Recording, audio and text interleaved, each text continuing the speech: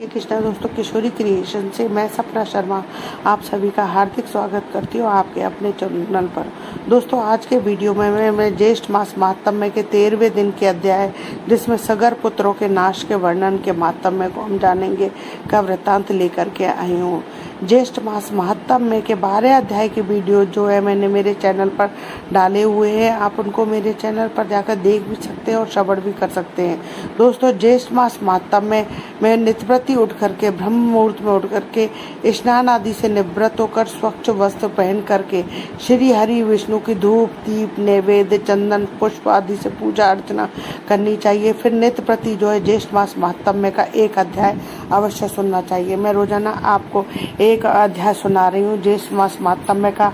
आज 13वां अध्याय सगर पुत्र नाश वर्णन का महात्म्य बताऊं, उससे पहले 12वें अध्याय में हमने स्कंद जी ऋषियों से कहने लगे, हे ऋषियों, राजा भगीरथ जो है गंगा जी को इस पृथ्वी लोक पर लाए, उसकी कथा मैं तुमको बताता हूँ। सूर्य कुल में राजा सगर परम धार्मिक राजा थे, देवताओं तथा दैत्यों का निर्वहन करने वाला ही पराक्रमी राजा था। उसके 60,000 पुत्र। राजा सगर ने अश्वमेध यज्ञ शुरू किया। उन्होंने ऐसे जो है 99 यज्ञ किए। राजा सगर के इस प्रकार यज्ञों के करने से इंद्र जो है परेशान हो गए और इंद्र सोचने लगे, अगर राजा सगर ने 100 यज्ञ पूरे कर लिए, राजा सगर जो है इंद्रासन पर अधिकार प्राप्त कर लेंगे। सोचकर इंद्र जो है पृथ्वी पर राजा सगर के यहाँ पर आक्रमण कर देते हैं और अंत में की सेना जो है सगर की सेना के सामने टिक नहीं पाती है। इंद्र की सेना वहाँ से जो है भाग जाती है। इंद्र भी युद्ध में जो है अपने आप को जीत नहीं पाते हैं, अपने आप को असमर्थ पाने के कारण युद्ध से भाग जाते हैं। अब आगे का अध्याय ज्येष्ठ मास महात्म्य के 13वें अध्याय में सुनते हैं। आइए सुनते हैं 13वां अध्याय। कहने लगे, हे ब्राह्मणों, जब इंद्र ने यज्ञ का सब वृत्तांत विष्णु से कहा तब भगवान विष्णु मन से ध्यान कर इंद्र से निश्चित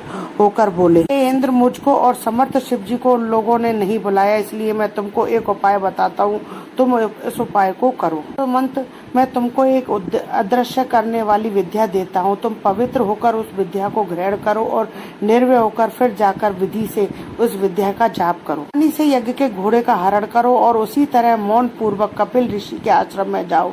सब देखकर यज्ञ के घोड़े को रखकर स्वर्ग में जाकर पूर्ववत अपना काम करो। अन्यथा राजा सगर यज्ञ के बल से बलावित होकर सबको मारेंगे। भगवान के वचन सुनकर इंद्र ने विधिवत स्नान किया और अदृश्य कारणी विद्या को ग्रहण कर प्रथम मधुसूदन भगवान को प्रणाम किया और पूछा कि भगवान कपिल मुनि कहाँ पर हैं। भगवान श्री हरि कहने लगे कि कलिंग देश से पूर्व की तरफ पृथ्वी के अंदर गुफा में कपिल ऋषि ने पाताल के समान भूगृह तय खाना बना रखा है। उसी भूगृह में ध्यानावस्थित होकर कपिल मुनि रहते हैं। भगवान के ऐसे वचन सुनकर इंद्र यज्ञ के घोड़े के पास गए और भगवान विष्णु को उपदिष्ट विद्या का ऋषि देवताओं के सहित जप करते हुए यज्ञ के घोड़े को लेकर शीघ्र चले गए, परंतु यह वार्ता किसी को कुछ मालूम न हो सकी। अंत में ध्यान मग्न कपिल मुनि को देखकर इंद्र ने विधि पूर्वक प्रणाम किया और यज्ञ के घोड़े को वहां बांधकर इंद्र अपने स्वर्ग को चले गए, परंतु मन में फिर भी शंका बनी ही रही। यज्ञ के घोड़े का हरण हो जाने पर उसके रक्षक एक साथ अज्ञान से मोहित होकर सबों ने राजा से आकर कहा कि हे राजन, यज्ञ का घोड़ा कहाँ गया तथा कौन हरकर ले गया, यह हम नहीं जानते। के वचन सुनकर सगर पुत्र यज्ञाश्व की खोज में दशों दिशाओं को गए। समस्त पृथ्वी तल के भाग को देखकर देवलोक देखने के लिए स्वर्ग को आए। इसके पश्चात नक्षत्र लोक को गए, इंद्र की पुरी को गए। पढ़कर व्याकुल होकर सगर पुत्र इंद्र के प्रत्येक गृह में दूसरे को गृह तथा नगर में अटारी समस्त शाला वन उपवन दिक्पालों के लोकों तदंतर ब्रह्मलोक कैलाश हिममान अनेकों मेरु पर्वत समस्त गुफा और शिखर गंधर्व लोक यज्ञ लोक तदंतर विष्णु लोक में भी गए। सगर पुत्र सब लोकों में घूमे, परंतु यज्ञ के घोड़े का कहीं पता नहीं चला।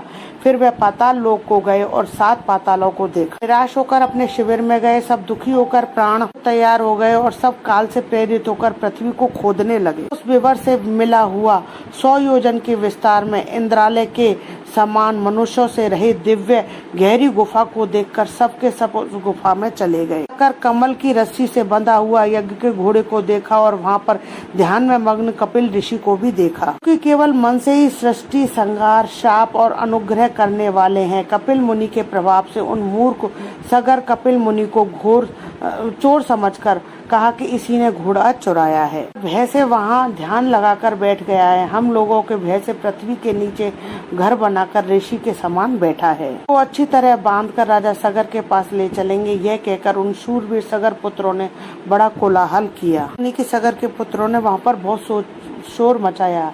वह कपिल मुनि को बांध दिया तथा कुछ लोगों ने उन पर प्रहार भी किया। त्याग कर जो ही कपिल मुनि ने उनकी ओर देखा, त्यों ही वे सगर के पुत्र कपिल मुनि की नेत्राग्नि से जलकर भस्म हो गए। तीसरी ज्येष्ठ मास महात्म में सगर पुत्र नाश वर्णम 13 अध्याय संपूर्णम। दोस्तों, यदि आपको मेरा ये वीडियो अच्छा लगे तो प्लीज मेरे वीडियो को ज्यादा से ज्यादा लाइक और शेयर कीजिए अपने फैमिली और फ्रेंड में। यदि आपने अभी तक मेरे चैनल को सब्सक्राइब नहीं किया है तो उसे सब्सक्राइब करना ना भूलें। पास ही बेल आइकन को दबाएं, जिससे मेरे आने वाले नए वीडियो का नोटिफिकेशन जो है आपको मिल जाए। हिंदू धर्म, रीति रिवाज, कथा कहानी जानने के लिए मेरे चैनल पर बने रहने के लिए बहुत बहुत धन्यवाद। जय श्री कृष्णा दोस्तों, राधे राधे।